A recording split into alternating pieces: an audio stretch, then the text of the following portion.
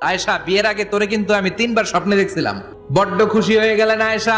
এরপরে বললেন, 3বার স্বপ্ন দেখার পরে তোমার ব্যাপারে মনের মধ্যে কেমন কেমন যেন ভালো লাগে।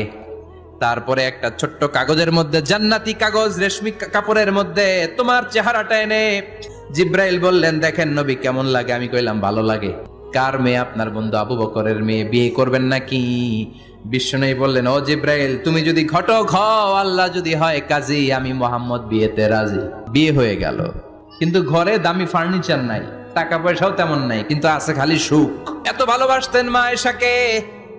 মা আয়েশা গ্লাসের যেই জায়গা দিয়ে পানি খেতেন, বিশ্বনবী ওই জায়গায় মুখ লাগিয়ে পানি খেত। মা আয়েশা গোশতকে হাড্ডি ফেলে দিলে বিশ্বনবী ওই হাড্ডিটা নিয়ে চষতে শুরু করে দিত। এক বালতি থেকে পানি নিয়ে দুইজনে গোসল করত। আবার বিশ্বনবীর সাথে সাথে মাঝে মাঝে বায়না ধরতো, মাঝে মাঝে রাগও করতো। বিশ্বনবী বলেন, আয়েশা, কখন তুমি রাগ করো, কখন তুমি